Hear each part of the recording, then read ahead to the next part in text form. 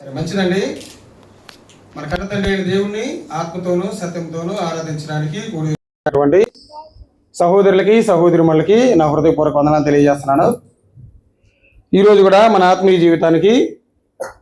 ఆత్మీయ జీవితాన్ని మెరుగుపరిచేటువంటి చిన్న పాఠాన్ని మనందరం కలిసి ఆలోచన చేద్దాం.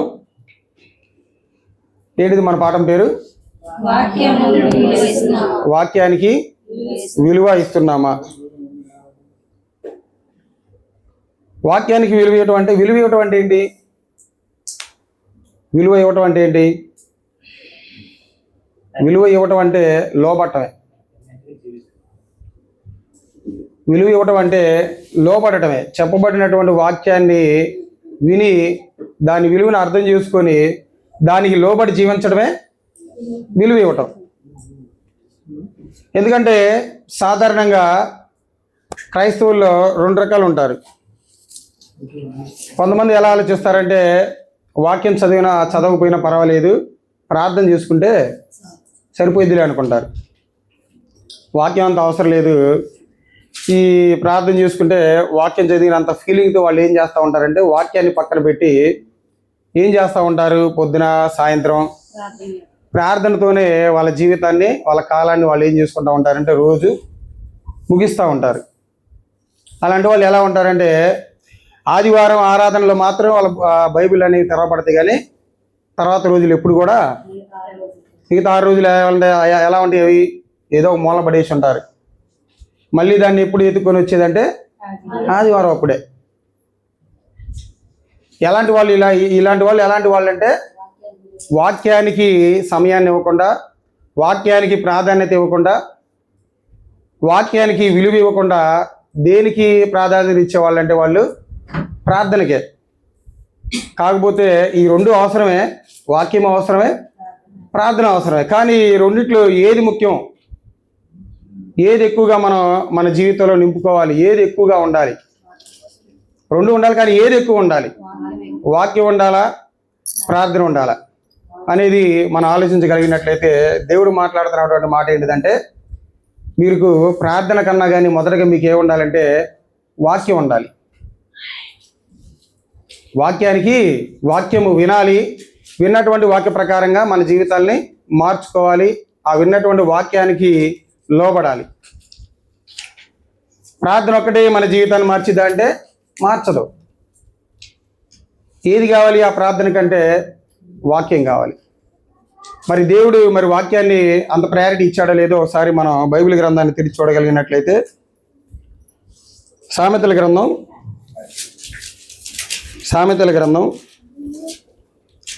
28వ అధ్యాయం, క్షమించండి, సామెతల గ్రంథం 28వ అధ్యాయం 9వ వచనం చూడండి ఒకసారి.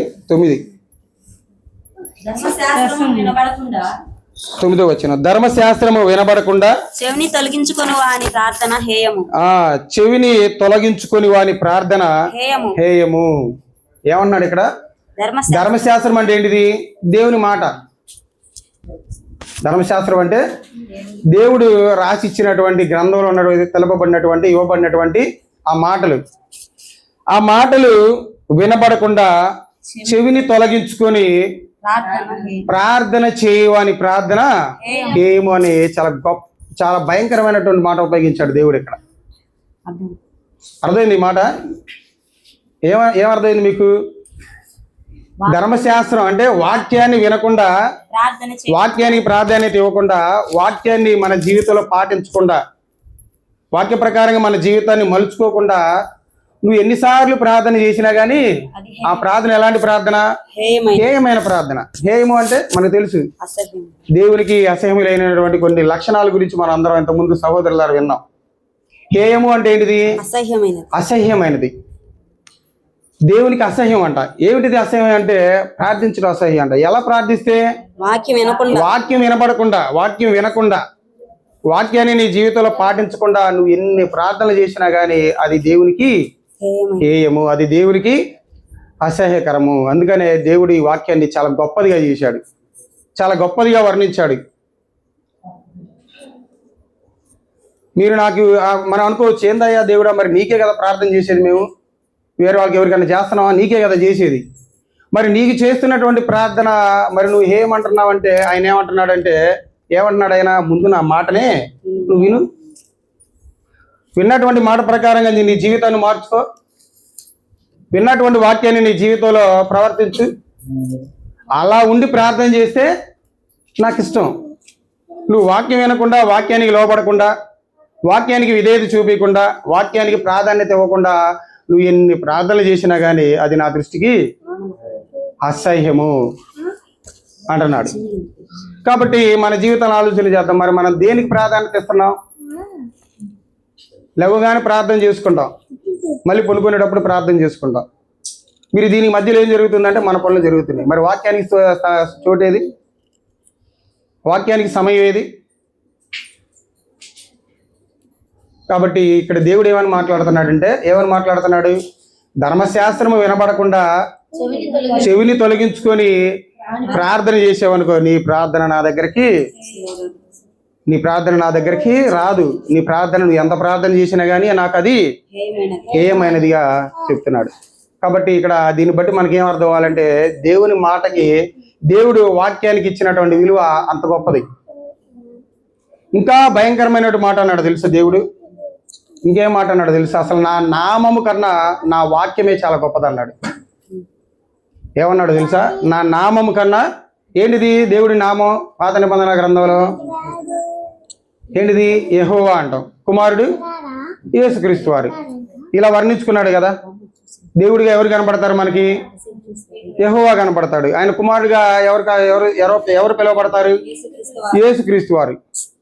కాబట్టి నా నామము కన్నా ఏది గొప్పది అంటున్నాడు? వాక్యమే గొప్పది అన్నాడు. చూద్దాం ఒకసారి, చూడండి. కీర్తనల గ్రంథం నా నామము కన్నా, నా పేరు కన్నా ఒకదాన్ని నేను గొప్ప చేశాను అన్నాడు. చూడండి, కీర్తనల గ్రంథం 138వ కీర్తన. కీర్తనల గ్రంథం 138వ కీర్తన 2వ వచనం. నీ పరిశుద్ధాలయము తట్టు నేను నమస్కారము చేయుచున్నాను. నీ నామమంతటి కంటే నీవిచ్చిన వాక్యమును నీవు గొప్ప చేసి ఉన్నావు. అర్థమైంది ఈ వచనం? ఏమన్నాడు? నీ నామమంతటి కంటే నీవిచ్చిన వాక్యమును నీవు గొప్ప చేసి ఉన్నావంట. అంటే దేవుడికి ఉన్నటువంటి నామం కన్నా కానీ గొప్పది ఏంటిదంట? వాక్యం. ఆయన నామం కన్నా గొప్పదంట వాక్యం. అంటే ఆయన పేరు కన్నా కానీ ఆయన మాట్లాడినటువంటి మాటలు అనేవి చాలా గొప్పవంట. 26 పుస్తకాలు ఇచ్చిన మాటలే కదా ఆయనవి. ఆయన మాట్లాడినటువంటి మాటలే. నా పేరు కన్నా కానీ ఏది గొప్పది అన్నాడు? నేను ఇచ్చిన గ్రంథమే, నేను ఇచ్చిన వాక్యమే చాలా గొప్పది అని దేవుడే స్టేట్మెంట్ ఇస్తున్నాడు. ఇక్కడ దేవుడే స్టేట్మెంట్ ఇస్తున్నాడు. మరి అంత విలువైనటువంటి వాక్యాన్ని మనం ఎలా చూసుకోవాలి? ఎంత విలువ ఇవ్వాలి?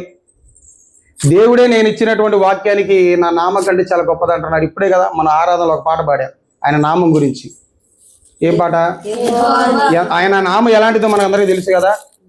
యెహోవా నీ నామము ఎంతో బలమైనది, ఎంతో ఘనమైనది, ఎంతో విలువైనది. ఆ ఘనమైన విలువైన నామం కన్నా కానీ దేన్ని హెచ్చించాడంట దేవుడు అంటే ఇక్కడ నేను ఇచ్చినటువంటి వాక్యాన్ని. ఇంకా ఆయన నామం ఎంత గొప్పదో చూడండి ఒకసారి. ఇంకా మనం ముందుకెళ్తే ఇదే కీర్తనల గ్రంథం 111వ కీర్తన 9వ వచనంలో ఒక మాట ఉంటుంది. 111:9. 111వ కీర్తన 9వ వచనం. ఆయన తన ప్రజలకు విమోచనము కలుగజేయువాడు. తన నిబంధన ఆయన నిత్యముగా నిర్ణయించువాడు. ఆయన నామము పరిశుద్ధమైనది, పూజింపదగినది. ఆయన నామం ఎలాంటిదంట? పరిశుద్ధమైనటువంటి నామం అంట. ఆయన నామం ఎలాంటిదంట? పూజింపదగినదంట. ఆయన నామం పరిశుద్ధమైనది, ఆయన నామం పూజింపదగినది. అలాంటి పూజింపదగిన నామం, పరిశుద్ధమైనటువంటి నామం కన్నా దేవుడు దేన్ని గొప్ప చేశాడంటే ఆయన వాక్యాన్ని గొప్ప చేశాడు. చూడండి దేవుడు ఎంత ప్రాధాన్యత ఇచ్చాడు వాక్యానికి. కాబట్టి అంత ప్రాధాన్యత ఇచ్చినటువంటి వాక్యానికి, అంత విలువ ఉన్నటువంటి వాక్యానికి మనం ఎంత ఇస్తున్నాం ప్రాధాన్యత? మనం విలువ ఇస్తున్నామా వాక్యానికి? చెప్పాను కదా, వాక్యానికి విలువ ఇవ్వటం అంటే ఏంటిది? విలువ ఇవ్వటం అంటే వాక్యానికి లోబడటం, దేవునికి లోబడటం, దేవుడు ఇచ్చినటువంటి వాక్యానికి లోబడటం. మరి లోబడుతున్నావా? మరి విలువనిస్తున్నావా?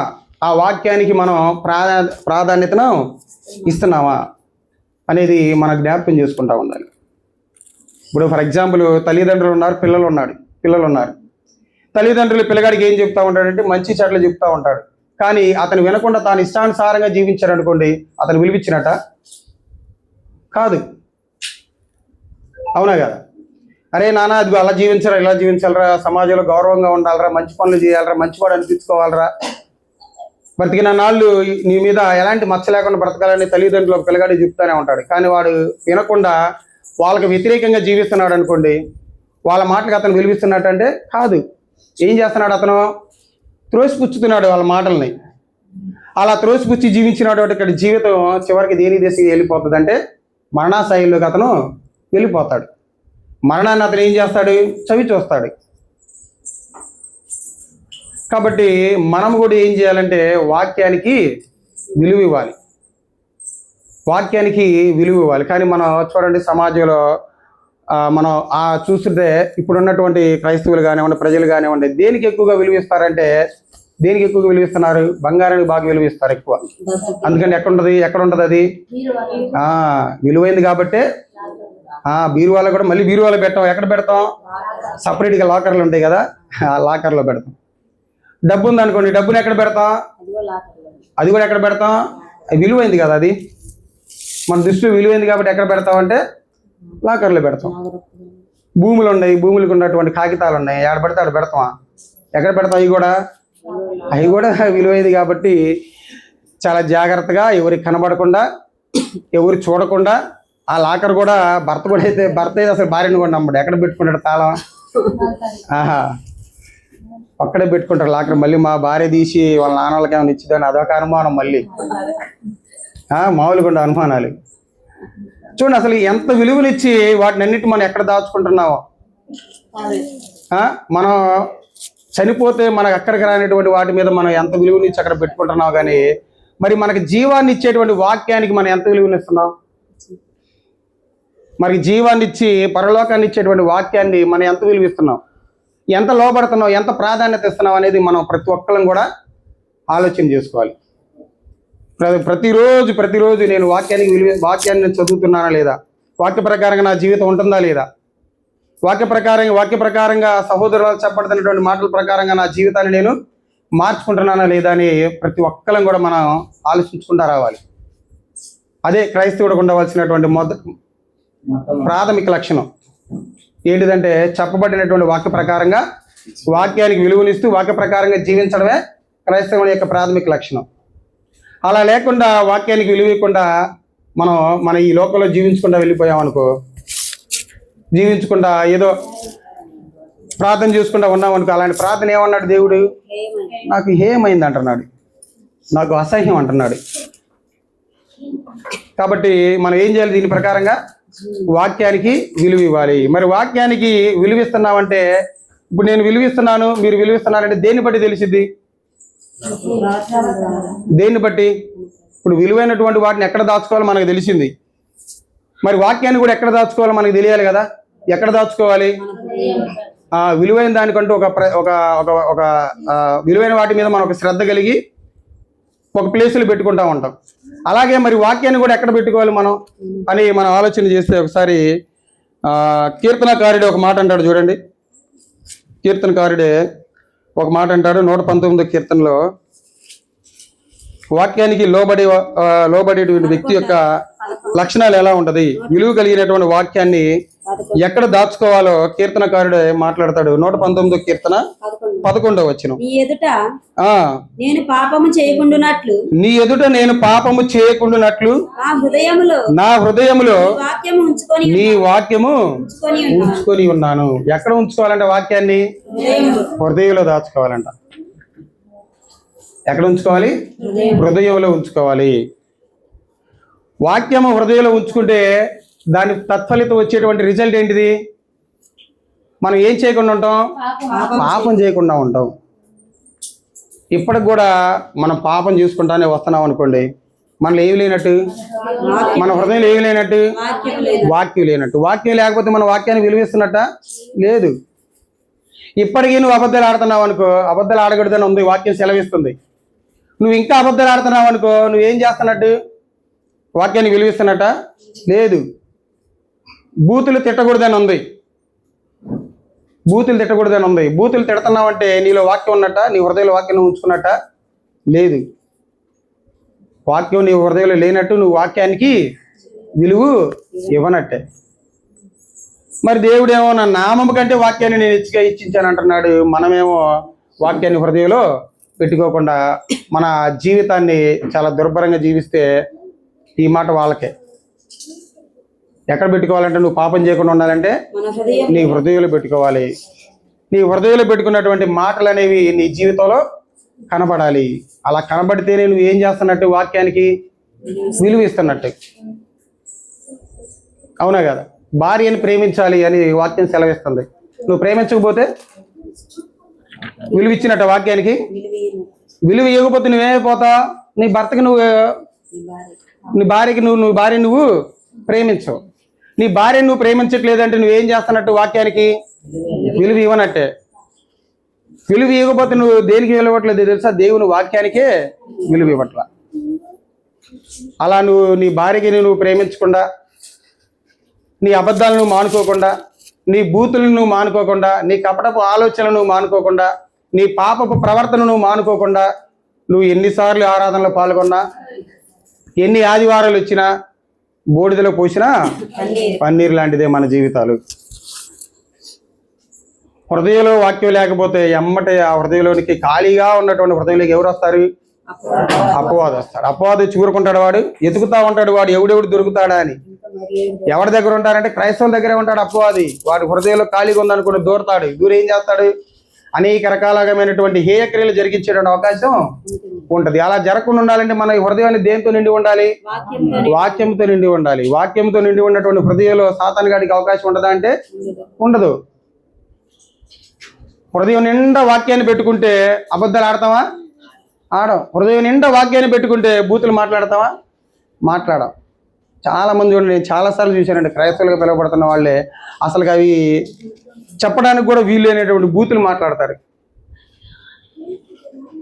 సహోదరులే, ప్రార్థనకి వెళ్ళే వాళ్ళే ఘోరమైన బూతులు, ఘోరమైన అబద్ధాలు, ఘోరమైన కపటపు మాటలు, కపటపు ఆలోచనలు ఎన్నో చూస్తున్నాం. అయినా కానీ మనం మారట్లేదు. కానీ దేవుడి వాక్యం ఇక్కడ ఏమైనా సెలవిస్తుందంటే, నీ వాక్యాన్ని ఏం చేసుకోవాలి, నువ్వు నీ హృదయంలో పెట్టుకోవాలి. హృదయంలో పెట్టుకున్నప్పుడు నీకు నీ జీవితం అనేది ఎలా ఉంటుంది అంటే చాలా పరిశుద్ధంగా ఉంటుంది, చాలా పవిత్రంగా ఉంటుంది. నువ్వు దేవుడిని వాక్యానికి విలువ ఇచ్చిన వాడిలాగా నువ్వు కనపడతావు. కాబట్టి ఇది దేవుడిని ఇప్పుడు వాక్యాన్ని ఎక్కడ పెట్టుకోవాలి, మనం విలువైన వాటిని ఎక్కడ పెట్టుకోవాలి మనకు తెలిసింది.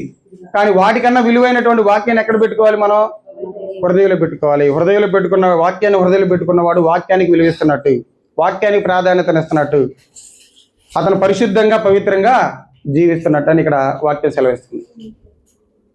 తర్వాత ఎక్కడ దాచుకోవాలి, తర్వాత ఎక్కడ ఉండాలి వాక్యం, తర్వాత ఇంకా మనం ముందుకి ఆలోచించగలిగినట్లయితే యాకోబు పత్రికలో కూడా ఒక మాట అంటాడు చూడండి. యాకోబు గారు రాసినటువంటి పత్రిక 1వ అధ్యాయం, యాకోబు గారు రాసినటువంటి పత్రిక 1వ అధ్యాయం 22వ వచనం చదవండి ఒకసారి. మీరు వినువారు మాత్రమై ఉండి మిమ్మును మీరే మోసపుచ్చుకొనకుండా వాక్య ప్రకారము ప్రవర్తించు వారునై ఉండుడి. వాక్యానికి విలువిచ్చేవాడు ఎలా ఉంటాడు? వాక్య ప్రకారంగా తన ప్రవర్తనని మార్చుకుంటాడు. వాక్యం ఏదైతే సెలవిస్తుందో దాని ప్రకారంగా తన జీవితాన్ని మలుచుకుంటాడు. వాక్య ప్రకారంగా లేకపోతే తను సహజ ముఖాన్ని తన అద్దంలో చూసుకున్నట్లే అంతే కదండి. మన ముఖాన్ని అద్దంలో చూసుకుంటే ఎలా కనబడిద్ది? ఎలాంటి చిన్న మచ్చైనా కనబడిద్ది. అలాగే వాక్యం ముందు పెట్టుకోండి, వాక్యం ముందు మన ఫేస్ని పెట్టండి, ఎలా ఉంటుంది? దాన్ని బట్టి కొంతమంది చదవరు వాక్యాన్ని. నా పాపాలు ఎత్తి చూపించిద్దేమో అని ఈ వాక్యాన్ని ఎక్కువ మంది చదవరు. చదవకపోతే నీకు వాక్య ప్రకారం ఎలా జీవించాలని వచ్చింది, వాక్య ప్రకారం ఎలా జీవించాలని ఆలోచన వచ్చింది నీకు. కాబట్టి ఏమన్నాడు వాక్యం యాకోబు గారు? ఇంకోసారి చదవండమ్మా. మీరు వినువారు మాత్రమే ఉండి, మీరు వినటం వల్ల ఉపయోగం లేదు, వినటం వల్ల ఉపయోగం లేదు. ఆహారం వండుకోవడం వల్ల ఉపయోగం ఏముంది?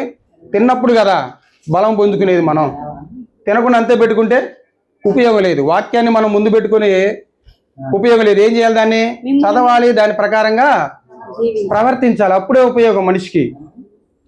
అలా లేకుండా జీవిస్తే అతనికి ఉపయోగం లేదు. మన వాక్య ప్రకారంగా జీవించకుండా మనం ప్రార్థన చేసిన దేవుడు ఆలకించడం, మనం పాటలు పాడినా ఆలకించడం, మన కానుకలు ఇచ్చినా ఆలకించడం, ఆదివారం ఆరాధనకు వచ్చినా ఆలకించడం. నువ్వు కానుకలు నీ భాగాలు దేనికి వాక్య ప్రకారం లేకుండా ఉపయోగం లేదు. తల్లిదండ్రులు సన్మానించమన్నాడు. తల్లిదండ్రులు సన్మానించమనేటువంటిది ఒక ఆజ్ఞ. తల్లిదండ్రులు సన్మానించకుండా నీ జీవితాన్ని నువ్వు చూసుకుంటూ నీ తల్లిదండ్రులు వదిలేసావనుకో, అది కూడా వాక్య ప్రకారంగా జీవించినట్టు కాదు. ఏమని చెప్పాడు వాక్యం? మీ తల్లిదండ్రులని సన్మానించమంటుంది. నీవు దీర్ఘాయుష్మంతుడు అవ్వాలంటే నువ్వు ఏం చేయాలి? నీ తల్లిదండ్రులని సన్మానించాలి. అలా సన్మానించుకుంటా వస్తే, సన్మానించడం అంటే మనందరికీ తెలిసింది ఏంది? ఒక పెద్ద కుర్చీలు కూర్చోబెట్టి తల్లిదండ్రులని సేలవ కప్పడం కాదు. వాళ్ళకి ఇబ్బందుల్లో ఇరుకుల్లో ఉన్నప్పుడు వాళ్ళకి ఏం చేయాలి? మనం సహాయంగా ఉండాలి. వాళ్ళకి బాగలేనప్పుడు మనమే చూయించాలి. వాళ్ళ అవసరాలు అక్కడని మనం తీర్చాలి. అదే సన్మానించడం అంటే. కాబట్టి అలా ఇదే వాక్య ప్రకారంగా ప్రవర్తించడం అంటే ఇదే. చెప్పినటువంటి మాటల్ని దానికి లోబడి జీవించడమే వాక్య ప్రకారంగా ప్రవర్తించడం. అలా ప్రవర్తించకుండా మనం ఎన్ని చేసినా కానీ ఉపయోగం లేదు. ఎన్ని ఆదివారాలైనా రా, నువ్వు జీవించినంత కాలంలో ఒక్క ఆదివారం కూడా మిస్ కాకుండా వచ్చానని మనం చెప్పుకుంటాం. కానీ ప్రవర్తనలో లేకపోతే ఉపయోగం ఏముంది? నేను దేవుడికి ఇన్ని ఇచ్చాను, ఇంత కానుకలు ఇచ్చాను అనుకుంటాం, చెప్తాం మనం. కానీ వాక్య ప్రకారంగా లేకపోతే ఉపయోగం ఏముంది? నేను ఇన్ని మీటింగ్లకు వెళ్ళాను, ఇంత వాక్యం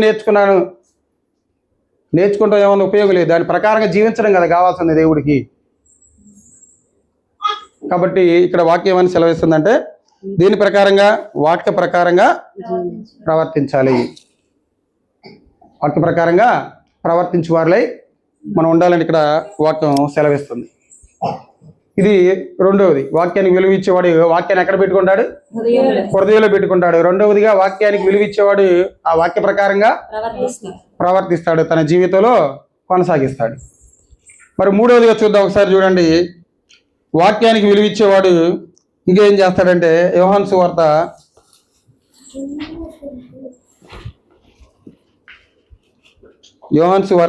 14వ అధ్యాయం 23వ వచనంలో ఒక మాట ఉంటుంది, చూడండి. యోహాను సువార్త 14వ అధ్యాయం 23వ వచనం. యేసు ఒకడు నన్ను ప్రేమించిన ఎడల వాడు నా మాట గైకొనును. వాక్యానికి లోబడిన వాడు, వాక్యానికి విలువిచ్చిన వాడు ఎవరిని ప్రేమించినట్లే? యేసుక్రీస్తుని ప్రేమించినట్లే. వాక్యానికి విలువిస్తున్నట్టే, వాక్యమై వచ్చినటువంటి యేసుక్రీస్తుని ఏం చేస్తున్నట్టు? మనం ప్రేమిస్తున్నట్టే. ఎందుకంటే యోహాను సువార్త 1వ అధ్యాయం 1వ వచనంలో అదే కదా ఉంది. ఆది యందు వాక్యములను, వాక్యము దేవుడి యొద్దనును, వాక్యమే దేవుడే ఉన్నాడు అని చెప్పింది కదా. యేసుక్రీస్తు వారంటే వాక్యమే, వాక్యం అంటేనే యేసుక్రీస్తు వారు. మరి ఆయన వాక్య ప్రకారం మనం జీవిస్తున్నామంటే మనం ఎవరిని ప్రేమిస్తున్నట్టు? క్రీస్తుని ప్రేమిస్తున్నట్టే కదా మనం. అంటే సంఘంలో వచ్చే వాళ్ళందరూ క్రీస్తుని ప్రేమిస్తున్నారంటే ప్రేమిస్తారా? యేసుక్రీస్తు వారి పక్కన తిరిగిన 12 మంది యేసుక్రీస్తు వారిని ప్రేమించారా? ఒకడు దొరికాడు దొంగ. ఎవరైనా? ఇస్కరియోతు యూదా. ఏం చేశాడు ఆయన? పట్టించాడు ఆయన్ని. అంటే సంఘానికి వచ్చే వాళ్ళందరూ యేసుక్రీస్తుని ప్రేమిస్తారంటే లేరు, ఉండరు. కొంతమంది ప్రేమిస్తారు, కొంతమంది అంతగా పట్టించుకోరు. వస్తారులే కానీ అంతగా పట్టించుకోరు, విలువ ఇవ్వరు. వాక్యానికి వాళ్ళ జీవితాల్లో విలువ ఇవ్వరు, ప్రాధాన్యత ఇవ్వరు, సమయాన్ని ఇవ్వరు దేవుని వాక్యానికి. ఆయన ప్రేమించామంటే మనం ఏం చేస్తున్నట్టు? ఆయన వాక్య ప్రకారంగా, ఆయన ఆజ్ఞల ప్రకారంగా మనం జీవిస్తున్నట్టే. కాబట్టి వాక్యాన్ని ఇప్పుడు దాకా మీకు 3 విషయాలు చెప్పాను. ఏంటిది? వాక్యానికి విలువనిచ్చేవాడి యొక్క జీవితం ఎలా ఉంటుందంటే ఆ వాక్యాన్ని ఎక్కడ పెట్టుకుంటాడు అతను? హృదయంలో పెట్టుకుంటాడు. ఎలాంటి చెడు తలంపులు రాకుండా తన జీవితాన్ని పరిశుద్ధంగా పవిత్రంగా కొనసాగిస్తాడు. తర్వాత రెండవ లక్షణం ఎలా ఉంటుంది? వాక్యానికి విలువిచ్చేవాడు ఎలా ఉంటాడంటే వాక్య ప్రకారంగా తన జీవితాన్ని ప్రవర్తిస్తాడు. ఎంతమంది లోకం ఎంత చెడిపోయినా కానీ అతను మారిపోడు. లోకం అంతా ఒక సైడ్ ఉండి అతను మాత్రం ఒక సైడే ఉంటాడు. లోకం అంతా పాపం అనుకుందనుకోండి, ఇతను మాత్రం వాక్య ప్రకారంగా జీవించేవాడు ఎలా ఉంటాడంటే వాక్య ప్రకారంగానే జీవిస్తాడు. వాక్యం ఏది చెప్పింది అది తన జీవితంలో కొనసాగిస్తాడు. తర్వాత వాక్యాన్ని విలువిస్తున్నామంటే మనం ఏం చేస్తున్నట్టు? మూడోదిగా యేసుక్రీస్తుని ప్రేమిస్తున్నట్టే. వాక్యమైనటువంటి యేసుక్రీస్తుని మనందరం కూడా ప్రేమిస్తున్నట్టే. కాకపోతే ఆ వాక్యాన్ని విలువ తెలుస్తుంది కానీ మనకి దాన్ని మన జీవితంలో పాటించడంలోనే కొంచెం కష్టపడుతున్నారు. ఉపయోగం లేదు. మనం ఎంత వాక్యాన్ని నేర్చుకున్నా కానీ, ఎంత వాక్యాన్ని విన్నా కానీ, ఎన్ని ప్రార్థనలు చేసినా కానీ, ఎన్ని మీటింగ్లు పెట్టించుకున్నా కానీ దాని ప్రకారంగా మన జీవితం లేకపోతే ఉపయోగం లేదు. వ్యభిచరింపకూడదని చెప్పుకుంటానే ఉన్నాం. అదే వ్యభిచారం అనేది మన జీవితాలు కనపడుతుంది అనుకోండి, అది దేవుడు వాక్య ప్రకారంగా జీవించినట్టే. ఎందుకంటే దాన్ని జరిగించడం వల్ల వచ్చేటువంటి ఘోరమైనటువంటి పరిణామాలు కూడా తెలుసు మనకి. అయినా కానీ మనం దాని వెనకాల పరిగెడితే మన వాక్య ప్రకారంగా ఉన్నట్టేనా? లేదు. వాక్యాన్ని మనం త్రోసిపుచ్చి నీ హృదయంలో ఎవరికి స్థానాన్ని ఇచ్చావు? నువ్వు అపవాదికి స్థానాన్ని ఇచ్చావు. కాబట్టి వాక్యానికి ఉన్నటువంటి విలువ మనందరికి అర్థం అవ్వాలి. ఇంకా వాక్యం ఎంత శక్తి గలదో, ఎంత ఉన్నతమైనదో చెప్తాడు చూడండి. ఒకసారి తిమోతి గారితో మాట్లాడుతూ పౌలు గారు ఒక మాట మాట్లాడతాడు.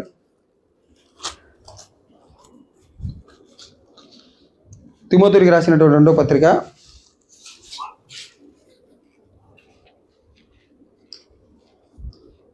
2వ పత్రిక 3వ అధ్యాయం 16వ వచనం చూడండి ఒకసారి. దైవజనుడు సన్నద్ధుడై ప్రతి సత్కార్యమునకు పూర్ణముగా సిద్ధపడి ఉన్నట్లు దైవావేశము కలిగిన ప్రతి లేఖనము చూడండి. ప్రతి లేఖనం అంటే ప్రతి వాక్యము. ఎందుకంటే ఈ బైబిల్ గ్రంథంలో ఉన్నటువంటి 66 పుస్తకాలు కూడా మనుషుల ఆలోచనల ద్వారా రాయబడినవి కాదు. మోషే గారైనా కానివ్వండి, ప్రవక్తలైనా కానివ్వండి, అపోస్తులైనా కానివ్వండి, ఎవరి ప్రేరేపణతో రాసింది వాళ్ళు. కానీ ఎవరి ప్రేరేపణతో రాశారు వాళ్ళు? దైవావేశంతో రాశారు వాళ్ళు. దైవ ప్రేరేపణ కలిగి రాశారు వాళ్ళు. పరిశుద్ధాత్మ దేవుని యొక్క సహకారంతో రాశారు. ఆయన సహకారంతో రాశారు వాళ్ళ గ్రంథాన్ని. చాలా మంది కూడా ఇప్పుడు ఇది మనుషులు రాసిన గ్రంథం ఉన్న చోట్ల సోషల్ మీడియాలో వాళ్ళకి తెలియదు ఇది ఎవరి ద్వారా రాయబడినటువంటి గ్రంథం. దైవావేశం వల్ల దేవుని యొక్క సహాయంతో పరిశుద్ధాత్మ పూర్వులే రాసినటువంటి గ్రంథం ఇది. అలాంటి గ్రంథం అనేది, అలాంటి వాక్యం అనేది మనల్ని ఏం చేసిద్దని చెప్తున్నాడు? ఉపదేశించిద్దంట. మనకి ఉపదేశించిద్దంటే ఇది ఏది మంచి ఏది చెడు అనేది మనకి చెప్పిద్ది. ఒక క్రైస్తవుడు ఎలా బ్రతకాలి, ఎలా జీవించాలి, ఎలా తన జీవితాన్ని ప్రారంభించాలి, ఎలా శ్రమలు వచ్చినప్పుడు ఎలా ఉండాలి, ఆనందం వచ్చినప్పుడు ఎలా ఉండాలి, బాధలు వచ్చినప్పుడు ఎలా ఉండాలి అని ఉపదేశించిద్దంట. ఆ ఉపదేశాన్ని బట్టి మనం ఏం చేయాలంటే మన జీవితాలని మార్చుకుంటా ఉండాలి. ఆ ఉపదేశాన్ని బట్టి మనం వింటా ఉండాలి. ఆ ఉపదేశాన్ని వినలేదనుకోండి, వినకపోతే తర్వాత ఏం చేయాలని చెప్తున్నాడు చూడండి. ఖండించాలి. ఉపదేశాన్ని వింటున్నారు, విననటువంటి మాట ప్రకారంగా జీవితం లేకపోతే ఏం చేయాలి? అక్కడ ఖండించాలి. వాక్యం ద్వారా ఏం చేయాలి? ఖండించాలి. ఇప్పుడు స్కూల్లో ఉన్నటువంటి ఒక విద్యార్థి ఉన్నాడు, అతను బాగా చదవట్లేదు. దాని విలువ తెలిసినా కానీ అతను చదవట్లేదు. ఏం చేస్తాడు ఉపాధ్యాయుడు? ఖండిస్తాడు కదా. అరే వాడు ఏ తర్వాత సి రాశాడు అనుకో, ఏం చేయాలి? అరే బి అని చెప్పినా కానీ వాడు సి రాస్తే ఏం చేయాలి? వాడిని కొట్టాలి కదా. కొడితేనే కదా వాడు, ఖండిస్తేనే కదా వాడికి వచ్చేది. అరే నాన్న ఏ తర్వాత బిఏ రాయాలరా, బి తర్వాత మళ్ళీ డి రాసిండు అనుకో, మళ్ళీ తప్పే. మళ్ళీ ఏం చేయాలి? అక్కడ వాడిని ఖండించాలి. ఏమి రావాలి? బి తర్వాత అరే సి. అంతే. మనలో ఉన్నటువంటి లోపాలను కూడా ఏం చేయాలంటే ఈ వాక్యం ద్వారా మనం ఏం చేసుకుంటా ఉండాలి? ఖండించుకుంటా ఉండాలి. అలా ఖండించుకోవడం వల్ల ఏం జరిగిద్దంటే మనలో ఉన్నటువంటి తప్పులు మనకు తెలిసి వాటికి మనం దూరంగా ఉంటాం. చూడండి, వాక్యం ఏం చేసిద్దంటే మొదటగా మనకు ఉపదేశిస్తుంది. ఏది మంచి ఏది చెడు అనేది మనకి తెలియజేస్తుంది. తెలియజేసిన వాక్య ప్రకారం మనం లేకపోయిన వాడికి తర్వాత ఏం చేసిద్ది?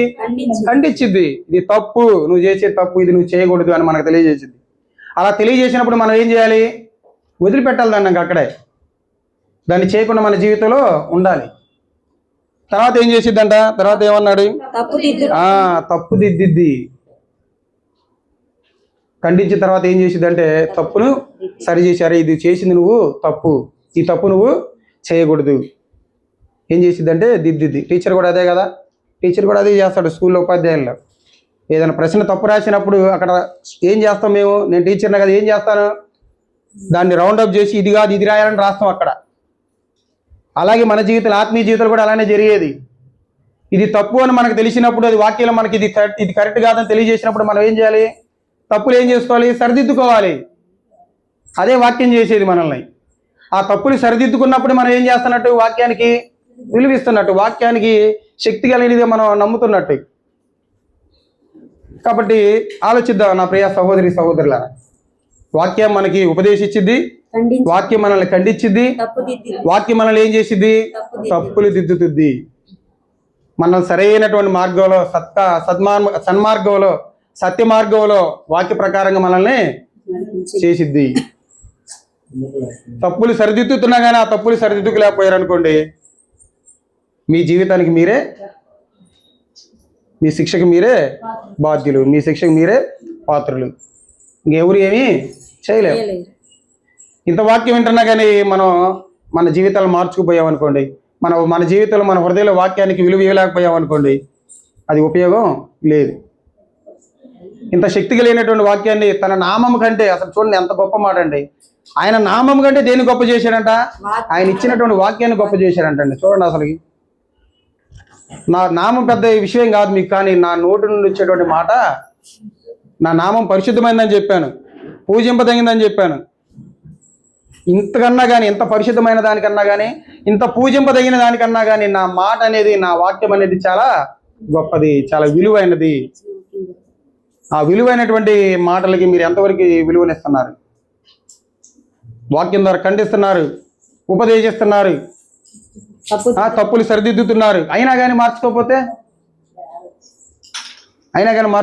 మన విలువ ఇవ్వటం లేదు. 1% కూడా మన హృదయంలో, 1% కూడా మన హృదయంలో వాక్యానికి మనం చోటు ఇవ్వట్ల. ఇంకా ఎలా మనం పరలోకాన్ని చేరుకునేది? ఇంకా ఎలా మనం పరలోకానికి వెళ్ళేది? దేవుడు ఇచ్చినటువంటి స్వాస్థ్యాన్ని ఎప్పుడు మనం సంపాదించుకునేది? ఎలా సంపాదించుకుంటాం? ఇంకా ఏమన్నాడు? ఇంకో 4వది కూడా ఉందనుకుంటా, చూడండి. 4వది కూడా ఉందనుకుంటా. నీతి యందు శిక్ష చేయుటకును ప్రయోజనకరమై ఉందంట. మనకి చాలా ప్రయోజనకరమైందంట వాక్యం, కానీ మనం దాన్ని ప్రయోజనకరంగా చూడట్లా. అందుకే మనకి విలువని మనం గ్రహించలేకపోతున్నాం. దాని విలువను మనం గ్రహించలేకపోతున్నాం. అందుకే ఖండిస్తున్నా కానీ, ఉపదేశిస్తున్నా కానీ, తప్పులు సరిదిద్దుతున్నా కానీ, అయినా కానీ మనం ప్రయోజనకరమైనగా ఉండట్లేదు. కాబట్టి ప్రతి ఒక్కరు ఇక్కడ కూర్చున్నటువంటి మనందరం కూడా ఆలోచించుకోవాల్సింది ఏంటంటే, ఇలాంటి శక్తి కలిగినటువంటి వాక్యానికి మనం ఎంత విలువ ఇస్తున్నాం, వినబడుతున్నటువంటి వాక్య ప్రకారంగా మనం ఎలా జీవిస్తున్నామా లేదా అనేది ఎప్పటికప్పుడు చెక్ చేసుకుంటూ ఉండాలి. ఇంకా అసలుకి హెబ్రీ పత్రికలో అనుకుంటా ఒక మాట అంటాడు చూడండి. హెబ్రీ పత్రికలో కూడా ఒక మంచి మాట ఉంటుంది వాక్యాన్ని గురించే. హెబ్రీ పత్రిక 4వ అధ్యాయం, అదే అన్న ఖడ్గం అది అనా 4:12.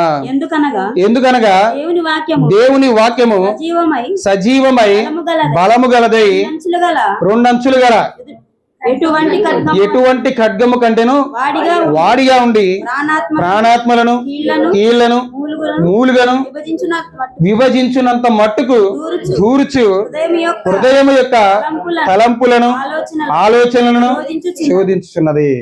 చూడండి ఎలాంటిదంట వాక్యం. మన హృదయంలో ఉన్నటువంటి, మన బాడీలో ఉన్నటువంటి ప్రతి పార్ట్కి చొచ్చుకొని పోయిద్దంట. 2 అంచులు గల ఖడ్గం అంట అది.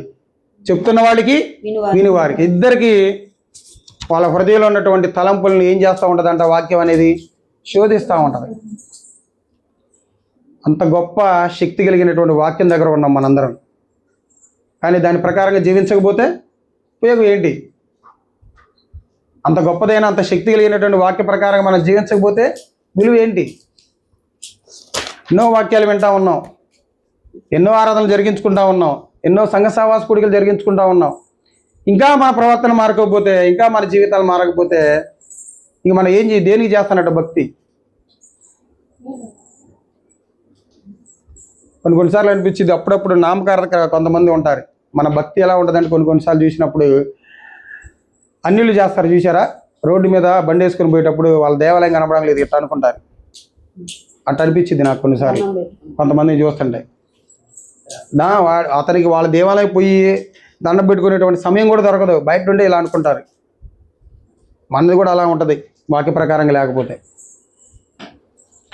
ఆదివారం దేవుళ్ళలాగా, ఆదివారం వాక్యలాగా మనం ఉన్నామనుకో, మనం ఎలా వాక్యానికి విలువ ఇచ్చిన వారిలాగా ఉంటాం, ఎలా వాక్య ప్రకారంగా మనం జీవిస్తాం.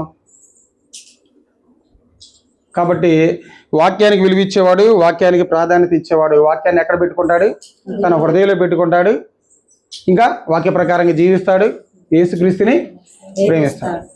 మరి అదే వాక్యం వారి హృదయంలో లేకపోతే అలా ఆ వ్యక్తి యొక్క జీవితం ఎలా ఉంటుందంటే, ఎలా ఉంటుంది? చీకటిలో జీవించిన వ్యక్తి యొక్క జీవితం ఎలా ఉంటుందో అలా ఉంటుంది. అతని జీవితం అంధకారమయమే. చీకటిలో ఉండడానికి ఎవరైనా ఇష్టపడతామా? నిన్నంత కరెంట్ ఉందా మనకి? నిన్న 8:30 కాడ నుంచి 2 దాకా కరెంట్ ఉందా? ఎలా ఉందో మన పరిస్థితి ఒకసారి ఆలోచించండి. అలా ఉంటుంది వాక్య ప్రకారంగా మన జీవితాలు లేకపోతే. వాడి జీవితం అలానే ఉంటుంది. ఇంకా చీకటిలో ఉండడానికి ఎవరైనా ఇష్టపడతారా? ఇష్టపడరు. వాక్యం హృదయంలో లేని వాడి యొక్క జీవితం కూడా అలానే ఉంటుంది. ఎక్కడ ఉన్నట్టు వాడు? చీకట్లో ఉన్నట్టు. వాడి జీవితం మొత్తం కూడా అంధకారమయమే. అతను ఆత్మీయంగా ఏమైపోతాడు? ఏముండదు. ఇంకా అతను ఆత్మీయతనే ఉండదు ఆ వ్యక్తిలో. ఆత్మీయంగా అతను ఏమైపోతాడంటే దిగజారిపోతాడు. ఆత్మీయ క్షేమం అనేది అతని వ్యక్తిలో, అతని యొక్క జీవితంలోకి వస్తుంది. కాబట్టి ఇంత విలువ కలిగినటువంటి, ఇంత శక్తి కలిగినటువంటి వాక్యానికి మనం ఎంత విలువ ఇస్తున్నాం అనేది జ్ఞాపకం చేసుకోవాలి. ఇలా వాక్యానికి విలువనిచ్చిన వాళ్ళు ఉన్నారా బైబిల్ గ్రంథాలు అంటే? చాలా మంది ఉన్నారు. వాక్యానికి విలువ ఇవ్వడం అంటే దేవుని మాటకి లోబడటం, దేవుని వాక్య ప్రకారంగా జీవించడం. ఆనాటి కాలంలో ఉన్నటువంటి ఒక వ్యక్తి యొక్క జీవితాన్ని మనం చూడగలిగితే నోవాహు గారు ఉన్నారు. ఎంత లోబడ్డాడు ఆయన మాటకి. ఏమన్నాడు? నీవేనయ్యా నా ఎదుట నీతిమంతుడిగా కనబడింది, కాబట్టి నీ కుటుంబ రక్షణ కోసం ఒక ఓడను కట్టుకో. కట్టేసాడా లేదా ఆయన? అదే లోపట్టం అంటే, అదే వాక్య ప్రకారంగా జీవించడం అంటే. కట్టాడా లేదా ఓడ? ఆ తుఫాన్ నుంచి, ఆ జలప్రయాణం నుంచి తన కుటుంబాన్ని రక్షించుకున్నాడా లేదా? రక్షించుకున్నాడు. అదే వాక్య ప్రకారంగా జీవించడం అంటే. ఇది కొత్త ఆలోచించాల్సిన అవసరం లేదు. ముందున్నాయి వాటి ప్రకారంగా మన జీవితాలు మార్చుకునే చాలు. తర్వాత అబ్రహాం గారు ఉన్నారు. అబ్రహాం గారు కూడా విన్నారు లేదా? నీ దేశాన్ని, నీ జనాంగాన్ని, నీ భార్యని విడిచిపెట్టి నేను చూపించే దేశానికి వెళ్ళిపో అన్నాడు. ఒక్క మాట అన్న మాట్లాడాడు ఆయన్ని. అసలు ఎక్కడ పోవాలో కూడా అడగలా దేవుణ్ణి. మాట విన్నాడు, వెళ్ళిపోయాడు, బయలుదేరాడు. అది లోపట్టం అంటే. అది వాక్యానికి విలువ ఇవ్వటం అంటే. ఎక్కడ పోవాలో కూడా తెలియదు, ఎక్కడ ఉండాలో కూడా తెలియదు, ఎక్కడ ఆగాలో కూడా తెలియదు, ఎన్ని రోజుల ప్రయాణం కూడా తెలియదు ఆయనకి. మొదలుపెట్టాడు ప్రయాణం ఆయన. నీ కొడుకుని తీసుకుని పదా అని. ఏందండి ఆ భక్తి? ఏందండి వాళ్ళు? ఇంకా మోషే గారు ప్రధానంగా బయలుదేరాలి అక్కడ ఐగుప్తు నుంచి. కాబట్టి చూడండి వాళ్ళ జీవితాలు ఎలా ఉన్నాయి, మన జీవితాలు ఎలా ఉన్నాయి. వాక్యం దగ్గరకు వచ్చేసరికి ఎలా ఉన్నాయి. ఇలా ప్రతి ఒక్కరం కూడా దేవుడు ఎంతవరకు అయితే మనకి వాక్య ప్రకారంగా జీవించమన్నాడో అంతవరకు మనందరం జీవిస్తూ, వాక్య ప్రకారంగా వాక్యానికి విలువిస్తూ, వాక్యంలో మనందరం మన జీవితాలని కట్టుకోవాలని మీ అందరికీ ఇక్కడ దేవుడి వాక్యం అనేది సెలవిస్తుంది. అర్థమైంది అందరికీ? ఏమని చెప్పుకున్నాం మన వాక్యం? దేవుని వాక్యమునకు విలువిస్తున్నామా? విలువ ఇవ్వటం అంటే లోబడడం. దేవుడు ఏం చేశాడంటే ఒక గొప్ప మాట అన్నాడు. ఏమన్నాడు? నా నామము కంటే నేను ఇచ్చినటువంటి వాక్యం చాలా గొప్పదని చెప్పాడు. ఆయన నామం గురించి మనకు తెలుసు ఎంత పరిశుద్ధమైనది, ఎంత పూజింపదగినదా అని. అలాంటి వాక్యాన్ని మనకి ఇచ్చినప్పుడు ఆ వాక్యాన్ని మనం ఎక్కడ పెట్టుకోవాలో కూడా మనకు తెలిసింది. దేవుడు చెప్పాడు. ఎక్కడ పెట్టుకోవాలంట? హృదయంలో పెట్టుకోవాలి. ఆ చెప్పినటువంటి వాక్య ప్రకారంగా జీవించాలి, క్రీస్తును ప్రేమించాలి.